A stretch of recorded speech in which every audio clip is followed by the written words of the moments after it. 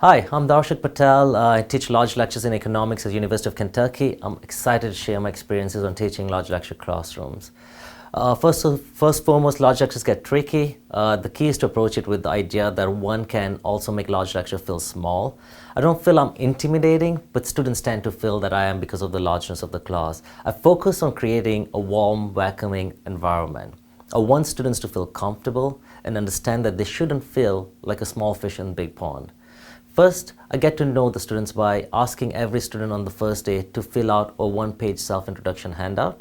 Then at the same time, I'll ask students to introduce themselves to each other and pick a random group of students to introduce each other with the hope of easing fear or anxiety and promoting a culture of friendliness.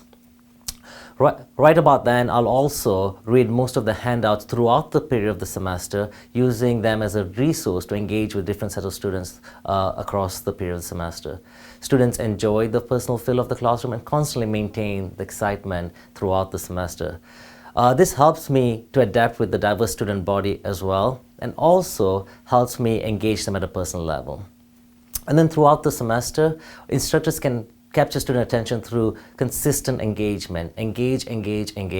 Key advice: break classroom lecture every 10 minutes or so to make sure they're maintaining their attention span. There are several resources available to do so, but for a first-time large lecture instructor, it is wise to adopt these resources strategically. Adopting all resources at once can get really overwhelming.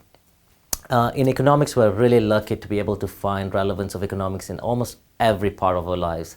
I take advantage of that by playing music, mostly economic related, but doesn't need to be at the start of the class. It again creates and sets a mood, an exciting mood, where students are already ready to begin learning at the end of the song.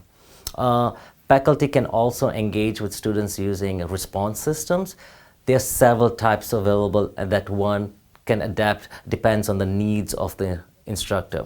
What a response system does is it provides a way for the instructor to receive a real-time feedback on students' understanding of the topic. So real-time assessment, in other words. Instructors can introduce a concept or two and then do a quick concept check to gauge students' understanding. This helps instructors figure out whether to spend more time on a concept or not. Students can also work on groups or individually at the discretion of the instructor. A traditional tool instructors can also use in large lectures is the Think, Pair, Share tool, where students are provided a discussion question and asked to think about it, pair up with someone to discuss, and then share with the class. Instructors can walk around and engage with a different group of students, again getting to know them and personalizing the classroom. Again, idea is making it feel small. Popular media and social media are also very important resources. Breaking classroom lectures using videos also help maintaining students' attention. Videos or podcasts can be used within or outside the classroom, again consistently engaging them in and out of classroom. And then social media, on the other hand, can also help in engaging students beyond the four walls of the classroom. I personally typically use Twitter to share classroom announcements, articles, videos, homework deadlines, and so on. Again, the goal is to continue learning inside the classroom as well as outside the classroom. Let me give you some tools or some examples of classroom management that could reduce your cost of teaching at a large lecture. First, if possible, try and create a course packet where instructor can provide some notes for students by leaving a good chunk or good parts of the packet blank for students to fill in during class. So that way they can listen to you and at the same time fill in the blanks whenever needed. Second, having a detailed syllabus with a detailed frequently asked questionnaire will really help to reduce the number of emails received. A large lecture can get overwhelming, especially if you're getting consistent emails about the simplest things within the class.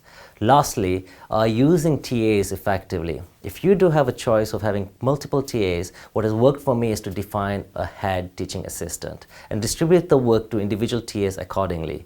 One of the goals and the task of the head TA would include to maintain the quality and the timeliness of all tasks assigned to all the individual TAs.